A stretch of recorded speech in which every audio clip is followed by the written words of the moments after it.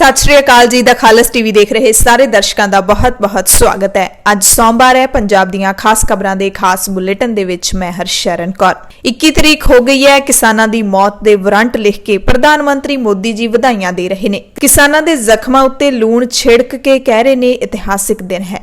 जी हाँ, राज सभा दे विच कल 2 खेती बिल पास कर दिते गए ने। एक ते अज चर्चा होवेगी। अकाली दल ने जेल भरो अंदोलन का ऐलान कर दिता है।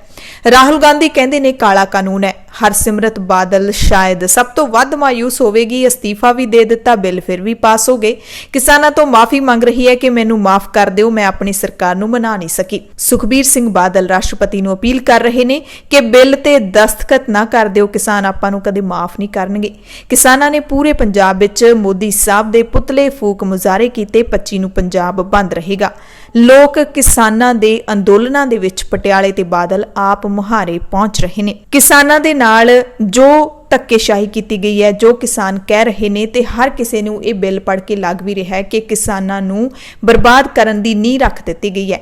अजिहे माहौल दे विच करोना वायरस तां छोटी जी चीज़ लगदी है ते अज मन नहीं करदा तुहानूं करोना वायरस की अपडेट दस्सण नूं। सो अज खबरां दी ही गल करांगे कि राज सभा दे विच 20 सितंबर यानी कि ऐतवार दे दिन करोना वायरस की महामारी दे विच शनिवार ते ऐतवार नूं स्पैशल सदन बैठते ने। सो ऐतवार नूं सदन दे विच राज सभा की कार्रवाई दे विच जबरदस्त हंगामे दे दौरान 2 बिल पास कर दिते गए ने। एक दे उत्ते अज चर्चा होवेगी।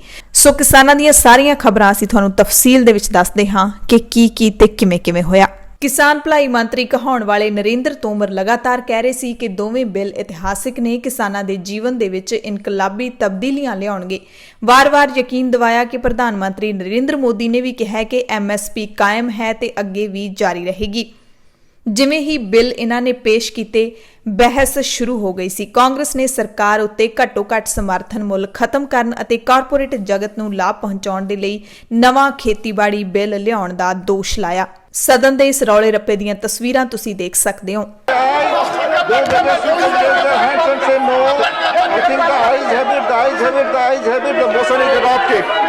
We shall now take up pause by call consideration of the bill.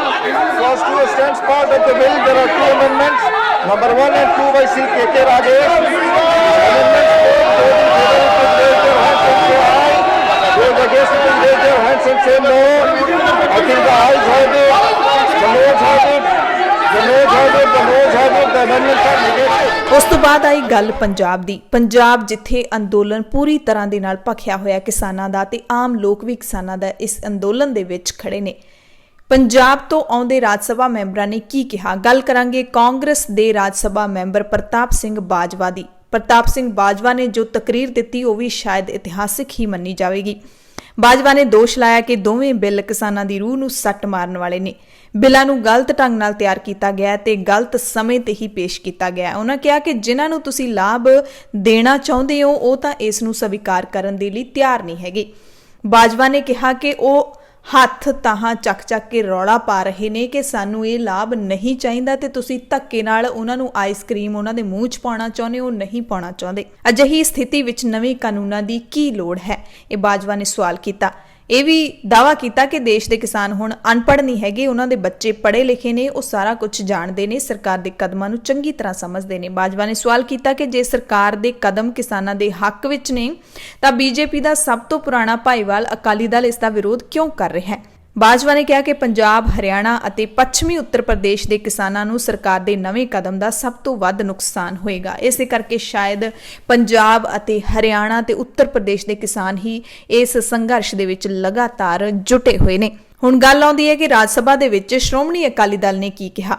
NDA के भाईवाल श्रोमणी अकाली दल के नरेश गुजराल ने पंजाब के दोवां बिलों नूं किसान विरोधी दस्सिया। मंग की कि इन्हां नूं सिलेक्ट कमेटी दे विच भेजा जाए। उन्होंने कहा कि सरकार नूं पंजाब के किसानां नूं कमज़ोर नहीं समझना चाहिए। सरकार समझे कि वो पंजाब अते हरियाणा के किसानां दी असंतुष्टि दे वल ध्यान देवे। जिहड़े चंगियाड़े उठ रहे ने उन्हां नूं अग ना बनाओ। उन्होंने साफ तौर पर यानी कि श्रोमणी अकाली दल ने साफ तौर पर कहा कि सरकार चंगियाड़ियां नूं अग च ना बदले। ਤੇ ਜੇ ਅਕਾਲੀ ਦਲ ਡੈਮੋਕ੍ਰੈਟਿਕ ਦੇ ਪ੍ਰਧਾਨ ਸੁਖਦੇਵ ਸਿੰਘ ਢੀਂਡਸਾ ਦੀ ਗੱਲ ਕਰ ਲਈਏ, ਜਿਹੜੇ ਰਾਜ ਸਭਾ ਮੈਂਬਰ ਵੀ ਨੇ, ਉਹਨਾਂ ਨੇ ਕਿਹਾ ਕਿ ਇਸ ਮੁੱਦੇ ਉੱਤੇ ਵਿਆਪਕ ਵਿਚਾਰ ਵਟਾਂਦਰੇ ਕੀਤੇ ਜਾਣ ਤੇ ਦੋਵੇਂ ਬਿੱਲ ਸਿਲੈਕਟ ਕਮੇਟੀ ਨੂੰ ਭੇਜੇ ਜਾਣ।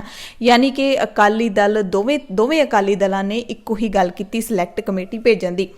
ਪਰ ਆਖਿਰਕਾਰ ਰੌਲੇ ਰੱਪੇ ਦੇ ਵਿੱਚ ਦੋਵੇਂ ਖੇਤੀ ਬਿੱਲ ਪਾਸ ਕਰ ਦਿੱਤੇ ਗਏ ਨੇ। ਹੁਣ ਲੋਕ ਸਭਾ ਤੇ ਰਾਜ ਸਭਾ ਦੇ ਵਿੱਚ ਇਹ ਬਿੱਲ ਪਾਸ ਹੋ ਚੁੱਕੇ ਨੇ। ਇਸ ਤੋਂ ਬਾਅਦ ਜੋ ਕਾਨੂੰਨ ਦੇ ਮੁਤਾਬਿਕ ਇਹ ਰਾਸ਼ਟਰਪਤੀ ਦੇ ਕੋਲ ਜਾਣਗੇ, ਰਾਸ਼ਟਰਪਤੀ ਦੇ ਦਸਤਖਤ ਤੋਂ ਬਾਅਦ ਇਹ ਬਿੱਲ ਕਾਨੂੰਨ ਬਣ ਜਾਣਗੇ। ਪਰ ਸ਼੍ਰੋਮਣੀ ਅਕਾਲੀ ਦਲ ਦੇ ਪ੍ਰਧਾਨ ਸੁਖਬੀਰ ਸਿੰਘ ਬਾਦਲ ਨੇ ਰਾਸ਼ਟਰਪਤੀ ਰਾਮਨਾਥ ਕੋਵਿੰਦ ਨੂੰ ਅਪੀਲ ਕੀਤੀ ਹੈ ਕਿ ਉਹ ਬਿੱਲਾਂ ਉੱਤੇ ਹਸਤਾਖਰ ਨਾ ਕਰਨ।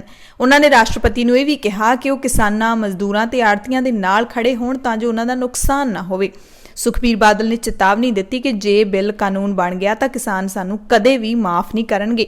ਪਰ ਬੜੀ ਹੈਰਾਨੀ ਦੀ ਗੱਲ ਹੈ ਕਿ ਦੇਸ਼ ਦੇ ਪ੍ਰਧਾਨ ਮੰਤਰੀ ਨਰਿੰਦਰ ਮੋਦੀ ਕਿਸਾਨਾਂ ਨੂੰ ਵਧਾਈ ਦੇ ਰਹੇ ਨੇ।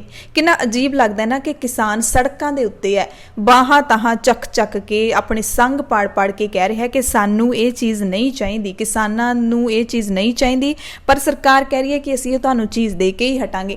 ਕਿਸਾਨ ਕਹਿ ਰਹੇ ਨੇ ਸਾਨੂੰ ਪਤਾ ਹੈ ਇਹਦਾ ਸਾਨੂੰ ਕੋਈ ਫਾਇਦਾ ਹੀ ਨਹੀਂ ਹੈ, ਪਰ ਸਰਕਾਰ ਵਧਾਈ ਦੇ ਰਹੀ ਹੈ ਕਿ ਕਿਸਾਨ ਭਰਾਵੋ ਤੁਹਾਨੂੰ ਵਧਾਈ ਹੋਵੇ, ਕਿਉਂਕਿ ਅੱਜ ਦਾ ਦਿਨ ਬੜਾ ਹੀ ਇਤਿਹਾਸਿਕ ਦਿਨ ਹੈ।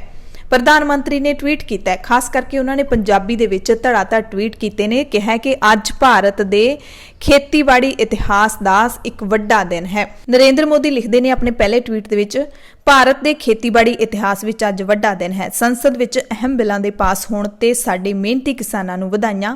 ਇਹ ਨਾ ਕੇਵਲ ਖੇਤੀਬਾੜੀ ਖੇਤਰ ਦੇ ਵਿੱਚ ਮੁਕੰਮਲ ਪਰਿਵਰਤਨ ਲਿਆਉਣਗੇ, ਬਲਕਿ ਇਹਨਾਂ ਨਾਲ ਕਰੋੜਾਂ ਕਿਸਾਨ ਸਸ਼ਕਤ ਵੀ ਹੋਣਗੇ। ਦੂਸਰਾ ਟਵੀਟ, ਦਹਾਕਿਆਂ ਤੱਕ ਸਾਡੇ ਕਿਸਾਨ ਕਈ ਤਰ੍ਹਾਂ ਦੇ ਬੰਧਨਾਂ ਵਿੱਚ ਜਕੜੇ ਹੋਏ ਸਨ ਤੇ ਉਹਨਾਂ ਨੂੰ ਵਿਚੋਲਿਆਂ ਦਾ ਸਾਹਮਣਾ ਕਰਨਾ ਪੈਂਦਾ ਸੀ। ਸੰਸਦ ਵਿੱਚ ਪਾਸ ਹੋਏ ਬਿੱਲਾਂ ਨਾਲ ਕਿਸਾਨਾਂ ਨੂੰ ਇਹਨਾਂ ਸਭ ਤੋਂ ਆਜ਼ਾਦੀ ਮਿਲੀ ਹੈ। ਇਸ ਨਾਲ ਕਿਸਾਨਾਂ ਦੀ ਆਮਦਨ ਦੁੱਗਣੀ ਕਰਨ ਦੇ ਯਤਨਾਂ ਨੂੰ ਬਲ ਮਿਲੇਗਾ ਤੇ ਉਹਨਾਂ ਦੀ ਸਮਰਿੱਧੀ ਨਿਸ਼ਚਿਤ ਹੋਵੇਗੀ। ਤੀਸਰਾ ਟਵੀਟ, ਸਾਡੇ ਖੇਤੀਬਾੜੀ ਖੇਤਰ ਨੂੰ ਨਵੀਨਤਮ ਤਕਨੀਕ ਦੀ ਤਤਕਾਲ ਲੋੜ ਹੈ, ਕਿਉਂਕਿ ਇਸ ਨਾਲ ਮਿਹਨਤੀ ਕਿਸਾਨਾਂ ਨੂੰ ਮਦਦ ਮਿਲੇਗੀ। ਹੁਣ ਇਹਨਾਂ ਬਿੱਲਾਂ ਦੇ ਪਾਸ ਹੋਣ ਦੇ ਨਾਲ ਸਾਡੇ ਕਿਸਾਨਾਂ ਦੀ ਪਹੁੰਚ ਭਵਿੱਖ ਦੀ ਟੈਕਨੋਲੋਜੀ ਤੱਕ ਆਸਾਨ ਹੋਵੇਗੀ।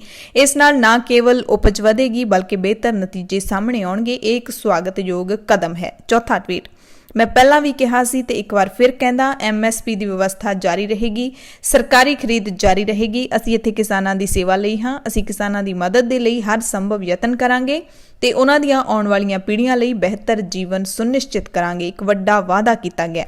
ਸੋ ਕਿਸਾਨ ਵਿਰੋਧ ਕਰ ਰਹੇ ਨੇ ਤਾਂ ਜਾਂ ਤਾਂ ਫਿਰ ਕਿਸਾਨਾਂ ਨੂੰ ਇਸ ਦੇ ਬਾਰੇ ਜਾਣਕਾਰੀ ਨਹੀਂ ਹੈਗੀ ਜਿਵੇਂ ਪ੍ਰਧਾਨ ਮੰਤਰੀ ਕਹਿ ਰਹੇ ਨੇ, ਤੇ ਜਾਂ ਫਿਰ ਸਰਕਾਰ ਕਿਸਾਨਾਂ ਨੂੰ ਬੁੱਧੂ ਬਣਾ ਰਹੀ ਹੈ। ਗੱਲ ਕਰ ਲੈਂਦੇ ਹਾਂ ਹੁਣ ਇੱਕ ਹੋਰ ਕੌਮੀ ਲੀਡਰ ਦੀ, ਰਾਹੁਲ ਗਾਂਧੀ, ਜਿਹੜੇ ਕਾਂਗਰਸ ਨੂੰ ਰਿਪਰੈਜ਼ੈਂਟ ਕਰਦੇ ਨੇ। ਉਹਨਾਂ ਨੇ ਟਵੀਟ ਕੀਤਾ ਹੈ, मोदी सरकार के कृषि विरोधी काले कानून से किसानों को APMC यानी कि किसान मार्केट खत्म होने पर MSP कैसे मिलेगा? MSP की गारंटी क्यों नहीं दे रही सरकार? मोदी जी किसानों को पूंजीपतियों का गुलाम बना रहे हैं, जिसे देश कभी सफल नहीं होने देगा। ये किया राहुल गांधी ने ट्वीट। ਹੁਣ ਗੱਲ ਕਰ ਲੈਂਦੇ ਆ ਉਸ ਮੰਤਰੀ ਦੀ ਜਿਹੜੇ ਹੁਣ ਸਾਬਕਾ ਮੰਤਰੀ ਹੋ ਚੁੱਕੇ ਨੇ, ਪੰਜਾਬ ਨੂੰ ਬਿਲੋਂਗ ਕਰਦੇ ਨੇ। ਪੰਜਾਬ ਦੀ ਪੰਥਕ ਕਹਾਉਣ ਵਾਲੀ ਪਾਰਟੀ, ਕਿਸਾਨਾਂ ਦੀ ਕਹਾਉਣ ਵਾਲੀ ਪਾਰਟੀ ਸ਼੍ਰੋਮਣੀ ਅਕਾਲੀ ਦਲ ਨਾਲ ਸੰਬੰਧਿਤ ਨੇ ਹਰਸਿਮਰਤ ਕੌਰ ਬਾਦਲ। ਇੱਕੋ ਇੱਕ ਮੰਤਰੀ ਹੈ ਭਾਰਤ ਦੀ ਜਿਸ ਨੇ ਕਿਸਾਨਾਂ ਦੇ ਮੁੱਦੇ ਦੇ ਉੱਤੇ ਅਸਤੀਫਾ ਦਿੱਤਾ ਹੈ। ਹਾਲਾਂਕਿ ਹਰਸਿਮਰਤ ਕੌਰ ਬਾਦਲ ਦੇ ਅਸਤੀਫੇ ਨੂੰ ਵਿਰੋਧੀ ਪਾਰਟੀਆਂ ਡਰਾਮਾ ਦੱਸ ਰਹੀਆਂ ਨੇ। ਕਿਸਾਨ ਕਹਿ ਰਹੇ ਨੇ ਕਿ ਹੁਣ ਬਹੁਤ ਲੇਟ ਹੋ ਗਿਆ। ਹਰਸਿਮਰਤ ਕੌਰ ਬਾਦਲ ਨੇ ਮਾਫੀ ਮੰਗੀ ਹੈ। ਹਰਸਿਮਰਤ ਕੌਰ ਬਾਦਲ ਨੇ ਕਿਹਾ ਕਿ ਮੈਂ ਕਿਸਾਨਾਂ ਤੋਂ ਮਾਫੀ ਮੰਗਦੀ ਹਾਂ, ਕਿਸਾਨਾਂ ਨੂੰ ਇਨਸਾਫ ਦਿਵਾਉਣ ਦੇ ਵਿੱਚ ਮੈਂ ਨਾਕਾਮ ਰਹੀ ਹਾਂ, ਮੈਨੂੰ ਮਾਫ ਕਰ ਦਿਓ। ਖੇਤੀ ਆਰਡੀਨੈਂਸਾਂ ਦੇ ਮਾਮਲੇ ਦੇ ਉੱਤੇ ਉਹਨਾਂ ਨੇ ਇੱਕ ਨਿੱਜੀ ਪੱਤਰਕਾਰ ਦੇ ਨਾਲ, ਨਿੱਜੀ ਅਖਬਾਰ ਦੇ ਨਾਲ ਗੱਲਬਾਤ ਕੀਤੀ ਹੈ। ਕਿਹਾ ਕਿ ਇਹ ਬਿੱਲ ਕੇਂਦਰੀ ਖੇਤੀਬਾੜੀ ਮੰਤਰਾਲੇ ਵੱਲੋਂ ਲਿਆਂਦਾ ਗਿਆ ਸੀ। ਇਸ ਬਿੱਲ ਤੇ ਮੇਰੀ ਰਾਏ ਨਹੀਂ ਮੰਨੀ ਗਈ। ਇਸ ਮੁੱਦੇ ਤੇ ਪੰਜਾਬ ਦਾ ਮੁੱਖ ਮੰਤਰੀ ਹੋਣ ਦੇ ਨਾਤੇ ਕੈਪਟਨ ਅਮਰਿੰਦਰ ਸਿੰਘ ਦੀ ਰਾਏ ਲਈ ਗਈ ਸੀ। ਕਾਂਗਰਸ ਨੇ ਅਜਿਹਾ ਬਿੱਲ ਪਾਸ ਕਰਨ ਲਈ ਆਪਣੇ ਚੋਣ ਐਲਾਨ ਪੱਤਰ ਵਿੱਚ ਵਾਅਦਾ ਵੀ ਕੀਤਾ ਸੀ। ਇਸ ਦੇ ਬਾਵਜੂਦ ਕਾਂਗਰਸ ਇਸ ਮਾਮਲੇ ਉੱਤੇ ਸਿਆਸਤ ਕਰ ਰਹੀ ਹੈ। ਪਰ ਮੈਂ ਕਿਸਾਨਾਂ ਤੋਂ ਮਾਫੀ ਮੰਗਦੀ ਹਾਂ ਕਿਉਂਕਿ ਮੈਂ ਅਸਤੀਫਾ ਦੇਣ ਦੇ ਬਾਵਜੂਦ ਵੀ ਕਿਸਾਨਾਂ ਨੂੰ ਇਨਸਾਫ ਦਿਵਾਉਣ ਦੇ ਵਿੱਚ ਨਾਕਾਮ ਰਹੀ ਹਾਂ। ਪੰਜਾਬ ਤੋਂ ਆਮ ਆਦਮੀ ਪਾਰਟੀ ਦੇ ਲੋਕ ਸਭਾ ਮੈਂਬਰ ਭਗਵੰਤ ਮਾਨ ਨੇ ਵੀ ਇਸ ਨੂੰ ਲੋਕਤੰਤਰ ਦੀ ਹੱਤਿਆ ਕਿਹਾ ਹੈ। ਭਗਵੰਤ ਮਾਨ ਨੇ ਲਿਖਿਆ, ਕਿਸਾਨ ਵਿਰੋਧੀ ਬਿੱਲ ਨੂੰ ਪਾਸ ਕਰਵਾਉਂਦੇ ਸਮੇਂ ਅੱਜ ਰਾਜ ਸਭਾ ਵਿੱਚ ਲੋਕਤੰਤਰ ਦੀ ਹੱਤਿਆ ਦਾ ਸਿੱਧਾ ਪ੍ਰਸਾਰਣ ਪੂਰੇ ਦੇਸ਼ ਨੇ ਵੇਖਿਆ। ਸੋ ਹੁਣ ਗੱਲ ਕਰ ਲੈਂਦੇ ਹਾਂ ਕਿ ਪੰਜਾਬ ਦੇ ਵਿੱਚ ਕਿਸਾਨਾਂ ਦਾ ਰੋਹ ਕਿੰਨਾ ਕੁ ਉਬਲ ਰਿਹਾ ਹੈ, ਕਿਸਾਨਾਂ ਦਾ ਅੰਦੋਲਨ ਕਿੱਥੇ ਤੱਕ ਪਹੁੰਚਿਆ। ਅੰਦੋਲਨ ਤੋਂ ਪਹਿਲਾਂ ਇੱਕ ਹੋਰ ਖਬਰ ਦੇ ਦਈਏ ਕਿ 25 ਸਤੰਬਰ ਨੂੰ ਜਿਹੜਾ ਪੰਜਾਬ ਬੰਦ ਦਾ ਸੱਦਾ ਦਿੱਤਾ ਹੈ ਕਿਸਾਨ ਜਥੇਬੰਦੀਆਂ ਨੇ, ਉਸ ਨੂੰ ਹੁਣ ਗਰਮ ਖਿਆਲੀ ਸਿੱਖ ਤੇ ਕੁਝ ਹੋਰ ਜਥੇਬੰਦੀਆਂ ਨੇ ਵੀ ਸਮਰਥਨ ਦਿੱਤਾ ਹੈ। ਸਾਂਝੇ ਮੰਚ ਦੇ ਵੱਲੋਂ ਵੀ ਕਿਸਾਨਾਂ ਦੇ ਬੰਦ ਦੇ ਸੱਦੇ ਨੂੰ ਕਾਮਯਾਬ ਕਰਨ ਲਈ ਸਹਿਯੋਗ ਦਾ ਐਲਾਨ ਕੀਤਾ ਗਿਆ। ਜਲੰਧਰ ਵਿੱਚ ਮੈਂਬਰਾਂ ਦੀ ਮੀਟਿੰਗ ਹੋਈ, ਉਸ ਤੋਂ ਬਾਅਦ ਇਹ ਐਲਾਨ ਕੀਤਾ ਗਿਆ। ਮੀਟਿੰਗ ਵਿੱਚ ਦਲ ਖਾਲਸਾ, ਸ਼੍ਰੋਮਣੀ ਅਕਾਲੀ ਦਲ ਅੰਮ੍ਰਿਤਸਰ, ਸਿੱਖ ਯੂਥ ਆਫ ਪੰਜਾਬ, ਆਵਾਜ਼-ਏ-ਕੌਮ ਤੇ ਬਹੁਜਨ ਕ੍ਰਾਂਤੀ ਮੋਰਚਾ ਜਥੇਬੰਦੀਆਂ ਦੇ ਅਹੁਦੇਦਾਰ ਹਾਜ਼ਰ ਸੀ। ਉਹਨਾਂ ਨੇ ਕਿਹਾ ਕਿ ਅਸੀਂ ਸਾਡੀਆਂ ਜਿੰਨੀਆਂ ਵੀ ਜਥੇਬੰਦੀਆਂ ਨੇ ਉਹਨਾਂ ਦੇ ਕਾਰਕੁਨ ਆਪੋ ਆਪਣੇ ਹਲਕਿਆਂ ਵਿੱਚ ਰਹਿੰਦੇ ਹੋਏ ਕਿਸਾਨ ਜਥੇਬੰਦੀਆਂ ਵੱਲੋਂ ਦਿੱਤੇ ਪ੍ਰੋਗਰਾਮ ਦੇ ਵਿੱਚ ਸ਼ਾਮਿਲ ਹੋਣਗੇ। ਸਿੱਖ ਯੂਥ ਆਫ ਪੰਜਾਬ ਦੇ ਪ੍ਰਧਾਨ ਪਰਮਜੀਤ ਸਿੰਘ ਮੰਡ ਨੇ ਹਰਸਿਮਰਤ ਕੌਰ ਬਾਦਲ ਦੇ ਅਸਤੀਫੇ ਨੂੰ ਦੇਰੀ ਦੇ ਨਾਲ ਚੁੱਕਿਆ ਇੱਕ ਸਿਆਸੀ ਕਦਮ ਦੱਸਿਆ।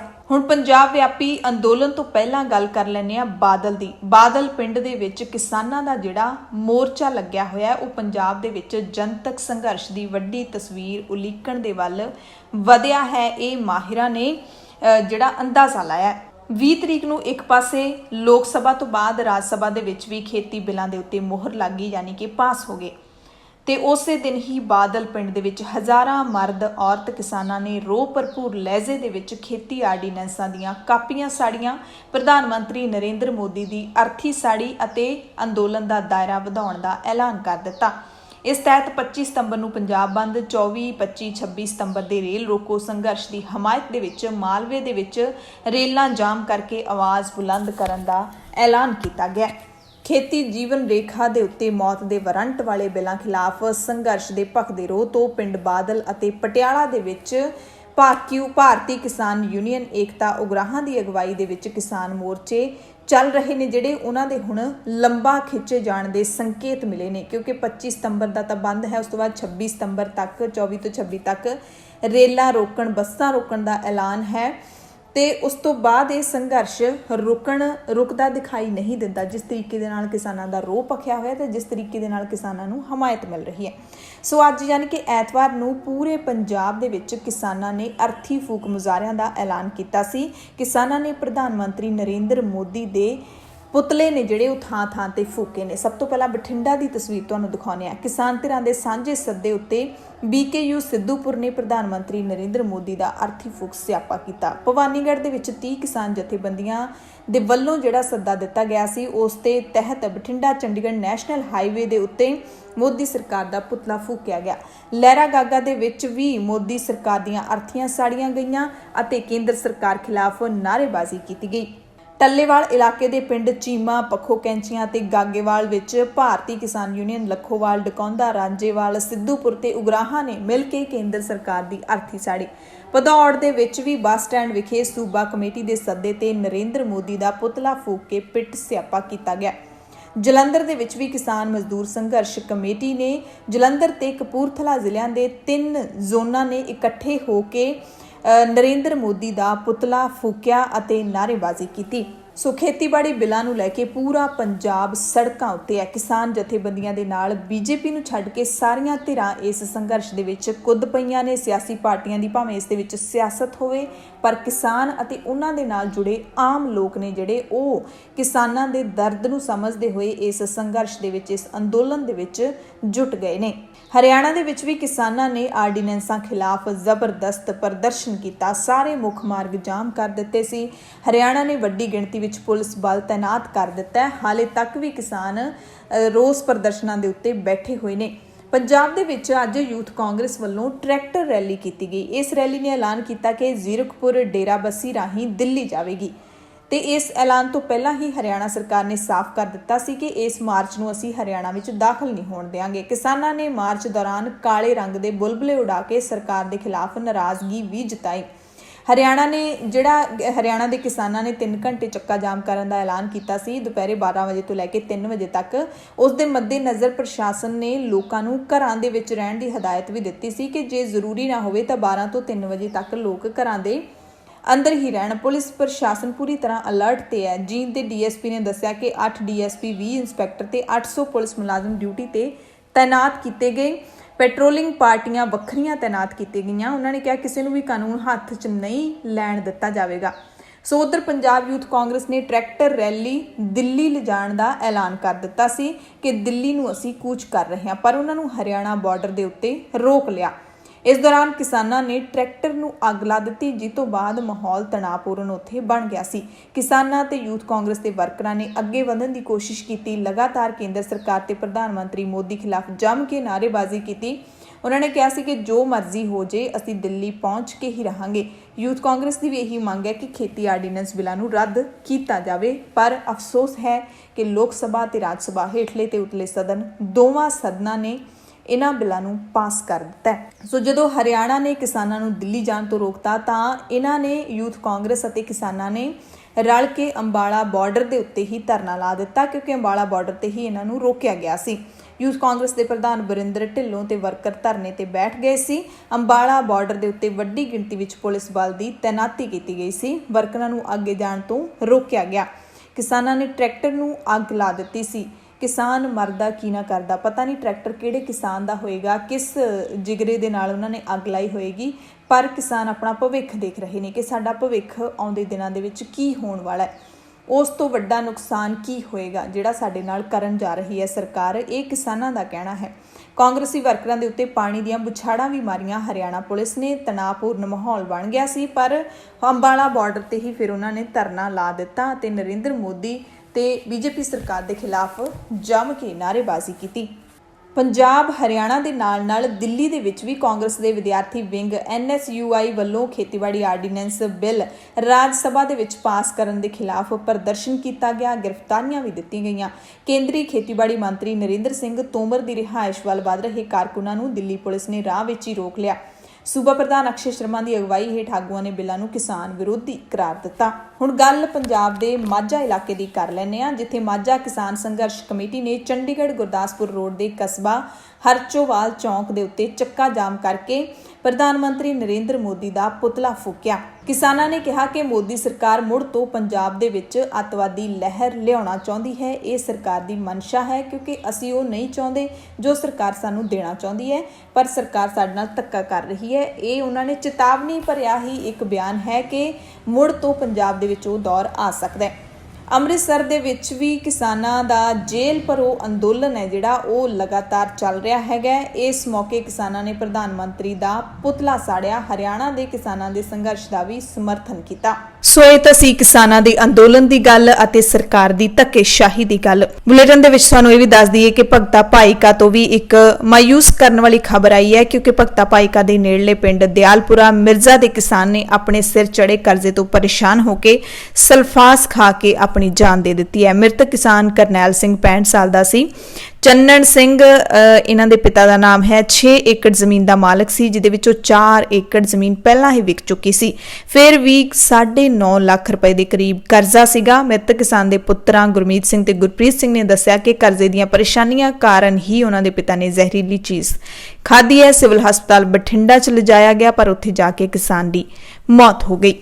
ਸੋ ਇਹ ਖੇਤੀ ਆਰਡੀਨੈਂਸ, ਖੇਤੀਬਾੜੀ ਦੇ ਬਿੱਲ ਜਾਂ ਖੇਤੀਬਾੜੀ ਬਿੱਲਾਂ ਦੇ ਵਿੱਚ ਸੋਧਾਂ ਕੀ ਨੇ ਜਿਨ੍ਹਾਂ ਨੂੰ ਕਿਸਾਨ ਕਹਿ ਰਹੇ ਨੇ ਕਿ ਸਾਡੀ ਮੌਤ ਦੇ ਵਾਰੰਟ ਨੇ। ਸਭ ਤੋਂ ਪਹਿਲਾ ਆਰਡੀਨੈਂਸ ਹੈ farmers produce trade and commerce ordinance 2020। ਇਹਦੇ ਵਿੱਚ ਕਿਸਾਨ ਆਪਣੀ ਫਸਲ ਵੇਚਣ ਸੰਬੰਧੀ ਸੁਤੰਤਰ ਚੋਣ ਕਰ ਸਕੇਗਾ। ਇਹ ਕਹਿੰਦੀ ਹੈ ਸਰਕਾਰ ਕਿ ਇਹਦੇ ਨਾਲ ਮੁਕਾਬਲੇਬਾਜ਼ੀ ਹੋਵੇਗੀ ਤੇ ਉਸ ਨੂੰ ਵੱਧ ਭਾਅ ਨੇ ਜਿਹੜੇ ਕਿਸਾਨ ਨੂੰ ਮਿਲਣਗੇ, ਯਾਨੀ ਕਿ ਇੱਕ ਰਾਸ਼ਟਰ ਇੱਕ ਮੰਡੀ ਹੋਏਗੀ, ਇੱਕ ਦੇਸ਼ ਦੀ ਇੱਕ ਮੰਡੀ ਹੋਏਗੀ। ਕਿਸਾਨਾਂ ਦੀ ਫਸਲ ਜਿਹੜਾ ਖਰੀਦਣ ਦਾ ਜ਼ਿੰਮਾ ਸਰਕਾਰ ਦੇ ਹੱਥ 'ਚ ਨਹੀਂ ਹੋਏਗਾ, ਪ੍ਰਾਈਵੇਟ ਕੰਪਨੀਆਂ ਦੇ ਹੱਥ 'ਚ ਹੋਏਗਾ। ਦੂਸਰਾ ਖੇਤੀ ordinance farmers agreement on price assurance and farm services ordinance 2020। ਇਸ ਆਰਡੀਨੈਂਸ ਦੇ ਵਿੱਚ ਸਰਕਾਰ ਕੌਮੀ ਪੱਧਰ ਦਾ ਸਿਸਟਮ ਬਣਾ ਕੇ ਕਿਸਾਨਾਂ ਨੂੰ ਤਾਕਤਵਰ ਕਰਨ ਦੀ ਗੱਲ ਕਹਿ ਰਹੀ ਹੈ। ਇਹਦੇ ਵਿੱਚ ਕੰਟਰੈਕਟ ਖੇਤੀ ਰਾਹੀਂ ਫਸਲੀ ਵੰਨ-ਸੁਵੰਨਤਾ ਤੇ ਮੁਨਾਫੇ ਵਾਲੀ ਖੇਤੀ ਹੋਣ ਦੇ ਫਾਇਦੇ ਦੱਸੇ ਗਏ ਨੇ ਕਿ ਕੰਟਰੈਕਟ ਖੇਤੀ ਹੋਏਗੀ, ਠੇਕੇ ਤੇ ਖੇਤੀ ਹੋਏਗੀ। ਤੀਸਰਾ ਆਰਡੀਨੈਂਸ ਜ਼ਰੂਰੀ ਵਸਤਾਂ ਸੋਧ ਆਰਡੀਨੈਂਸ 2020। ਇਹਦੇ ਵਿੱਚ ਖੇਤੀ ਨਾਲ ਸੰਬੰਧਿਤ ਜਿੰਨੀਆਂ ਵੀ ਵਸਤਾਂ ਨੇ, ਚੀਜ਼ਾਂ ਨੇ, ਉਹਨਾਂ ਨੂੰ ਭੰਡਾਰ ਕਰਨ ਦੀ ਖੁੱਲ੍ਹ ਦਿੱਤੀ ਹੈ। ਸਰਕਾਰ ਕਹਿੰਦੀ ਹੈ ਕਿ ਇਸ ਕਦਮ ਨਾਲ ਖੇਤੀ ਸੈਕਟਰ ਵਿੱਚ ਮੁਕਾਬਲੇਬਾਜ਼ੀ ਵਧੇਗੀ, ਕਿਸਾਨਾਂ ਦੀ ਆਮਦਨ ਵਧੇਗੀ, ਰੈਗੂਲੇਟਰੀ ਪ੍ਰਬੰਧ ਉਦਾਰ ਹੋਣ ਨਾਲ ਖਪਤਕਾਰਾਂ ਨੂੰ ਫਾਇਦਾ ਹੋਵੇਗਾ। ਅਸਲ ਵਿੱਚ ਇਸ ਆਰਡੀਨੈਂਸ ਨਾਲ ਕੋਈ ਵੀ ਵਿਅਕਤੀ, ਕੰਪਨੀ ਜਾਂ ਵਪਾਰੀ ਖੇਤੀ ਖੁਰਾਕੀ ਵਸਤਾਂ ਸਟੋਰ ਕਰ ਸਕਦਾ ਹੈ, ਜਿਹਦੇ ਨਾਲ ਬਾਜ਼ਾਰ ਦੇ ਵਿੱਚ ਬਣਾਉਟੀ ਕਮੀ ਦਿਖਾ ਕੇ ਮੰਡੀਆਂ ਦੀ ਕੀਮਤਾਂ ਨੂੰ ਪ੍ਰਭਾਵਿਤ ਕੀਤਾ ਜਾ ਸਕੇਗਾ। ਸੋ ਕਿਸਾਨ ਇਸ ਸਭ ਤੇ ਕਹਿੰਦੇ ਨੇ ਕਿ ਹੁਣ ਵਪਾਰੀ ਮੌਜਾਂ ਕਰਨਗੇ। ਪਹਿਲਾਂ ਤਾਂ ਵਪਾਰੀ ਕਿਸਾਨਾਂ ਨੂੰ ਘੱਟ ਕੀਮਤ ਤੇ ਜਿਣਸ ਵੇਚਣ ਲਈ ਮਜਬੂਰ ਕਰਨਗੇ, ਬਾਅਦ ਵਿੱਚ ਉਹਨਾਂ ਦੀ ਜਿਣਸ ਦਾ ਆਪ ਭੰਡਾਰ ਕਰਨਗੇ ਤੇ ਉਸ ਨੂੰ ਵੱਧ ਕੀਮਤ ਤੇ ਵੇਚ ਕੇ ਮੋਟਾ ਮੁਨਾਫਾ ਕਮਾਉਣਗੇ, ਜਦ ਕਿ ਇਹਨਾਂ ਬਿੱਲਾਂ ਤੋਂ ਪਹਿਲਾਂ ਅਜਿਹਾ ਨਹੀਂ ਸੀ। ਜਮਾਖੋਰੀ ਤੇ ਰੋਕ ਲੱਗਣ ਕਰਕੇ ਕਿਸਾਨਾਂ ਨੂੰ ਤੈਅ ਕੀਮਤ ਹੀ ਵਪਾਰੀਆਂ ਨੂੰ ਅਦਾ ਕਰਨੀ ਪੈਂਦੀ ਸੀ। क्योंकि जिहड़ा पहला जरूरी वस्तां बारे सोध कानून 1955 है वो एक्ट तां लिआंदा गया सी कि व्यापारी जमाखोरी ना कर सकन, पर हुण जमाखोरी दी खुੱਲ है जिहड़ी वो दे दित्ती गई है। हुण मान लो एक उदाहरण है कि किसानां तो ਜਿਹੜਾ ਹੈਗਾ ਆਲੂ ਗੰਢੇ ਇਹ ਸਸਤੇ ਭਾਅ ਤੇ ਖਰੀਦੇ ਜਾਣਗੇ, ਇਹਨਾਂ ਨੂੰ ਭੰਡਾਰ ਕਰਕੇ ਤੇ ਫਿਰ ਜਦੋਂ ਇਹਨਾਂ ਦੀ ਕਮੀ ਆਏਗੀ, ਮਹਿੰਗਾਈ ਵਧੂਗੀ ਤੇ ਫਿਰ ਵਪਾਰੀ ਇਹਨਾਂ ਨੂੰ ਮਹਿੰਗੇ ਭਾਅ ਤੇ ਵੇਚਣਗੇ। ਇਹ ਹੋਣ ਵਾਲਾ ਹੈ ਕਿਸਾਨਾਂ ਦੇ ਨਾਲ, ਇਹ ਕਿਸਾਨਾਂ ਦਾ ਕਹਿਣਾ ਹੈ। ਦੂਸਰਾ ਕਿਸਾਨ ਕਹਿੰਦੇ ਨੇ ਕਿ ਸਰਕਾਰ ਕਹਿੰਦੀ ਹੈ ਇੱਕ ਰਾਸ਼ਟਰ ਇੱਕ ਮੰਡੀ, ਕਿ ਕਿਤੇ ਵੀ ਮੁਲਕ ਦੇ ਵਿੱਚ ਜਾ ਕੇ ਤੁਸੀਂ ਆਪਣੀ ਜਿਣਸ ਨੂੰ ਵੇਚੋ, पर यह सच्चाई है कि पूरे भारत दे विच 86% किसान ने जिहड़े वो 5 एकड़ तो घट जमीन वाले ने ते 67% किसान 2.5 एकड़ तो भी घट जमीन वाले ने। किसानी कहंदी है, किसान कहंदे ने कि ये जिहड़े किसान ने इन्नी घट जमीन वाले वो दूजियां मंडियां विच दूर दराडे जाके अपनी जिणस नहीं वेच सकणगे। छोटे किसानां दे वस दी गल है ही नहीं भी वो इन्ना खर्चा करके अपनी फसल नूं लिफ्ट करके किते दूर लिजा सकण।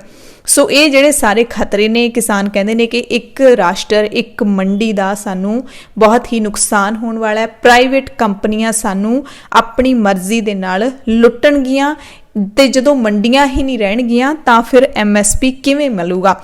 इत्थे आड़तियां नूं भी खतरा है। आड़तियां नूं की खतरा हैगा वो भी तुहानूं दस दिंदे आ कि आड़ती क्यों किसानां दे इस संघर्ष दे विच जुटे हुए ने। आड़तियां नूं लग रहा है कि साडा किरदार खत्म हो जाऊगा। हरियाणा सूबे दे विच अंदाजन 3500 आड़ती ने। हर आड़ती कोले 2 मुनीमता हुंदे ही हुंदे ने ते 20 तो 30 मजदूर हुंदे ने।